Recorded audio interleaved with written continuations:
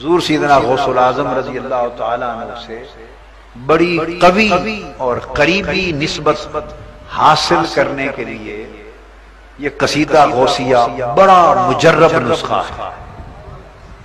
اولیاء کرام قصیدہ غوثیہ کا ورد کرتے ہیں، قصیدہ غوثیہ کا ورد کرتے ہیں، اور حضور سیدنا غوث العظم رضی اللہ تعالیٰ عنہ کی بارگاہ سے نسبت حاصل کرتے ہیں۔ مجھے بائی دی وے ایک واقعہ یاد آ گیا۔ میرے استاد تھے جب میں پنجاب یونیورسٹی میں پڑھتا تھا ایم اے میں، تو اسلامی فلسفہ کے استاد تھے میرے پروفیسر ڈاکٹر برہان احمد فاروقی،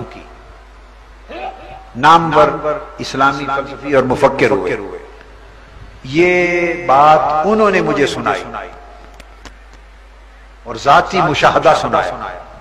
وہ بیعت تھے اور ویسے حضور بابا فرید الدین گنج شکر رضی اللہ تعالیٰ عنہ کی اولاد میں سے تھے، نسباً فریدی تھے، اور ان کی نسبت روحانیت میں، طریقت میں سلسلہ نقشبندیہ کے ایک بزرگ تھے حضرت خواجہ منہاج الدین، انڈیا میں ان سے تھی۔ انہوں نے یہ واقعہ مجھے سنایا چشم دید، کہنے لگے کہ میں کسی وقت، وہ جب انڈیا سے لاہور آ کے سیٹل ہوئے، کہنے لگے کہ میں دریائے راوی کے کنارے گیا، دریائے راوی کے کنارے گیا اپنے کسی کام یا کسی ریاضت اور مجاہدے کے لیے یا سیر و تفریح کے لیے۔ انہوں نے دیکھا، بتایا کہ ایک فقیر وہاں بیٹھا تھا دریائے راوی کے کنارے۔ اب یہ کتابی بات اور سنی سنائی نہیں، مجھے انہوں نے بتایا کہ میرا آنکھوں دیکھا واقعہ۔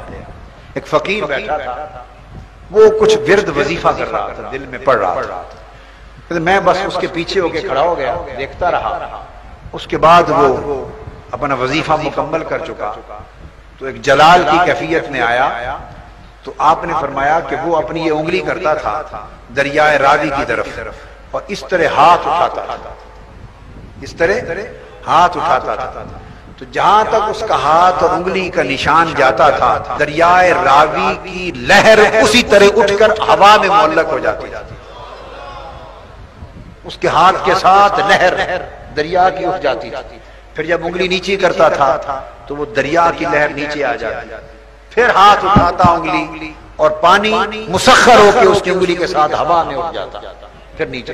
میں نے دیکھا کہ وہ متعدد بار اس طرح دریا کی لہروں کو اپنے ہاتھ میں قابو کر کے اچھالتا رہا، گراتا رہا۔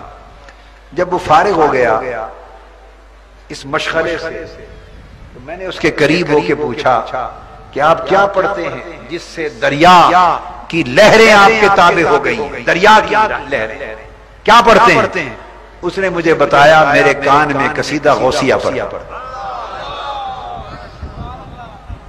قصیدہ غوثیہ، اور اس کا انہوں نے بتایا مجھے وہ شعر یاد نہیں رہا، فلاں شعر، کہ اس شعر کا یہ وظیفہ کرتا ہوں، یہ اس شعر کا تصرف ہے کہ دریائے راوی کی لہریں میرے ہاتھ کے تابع۔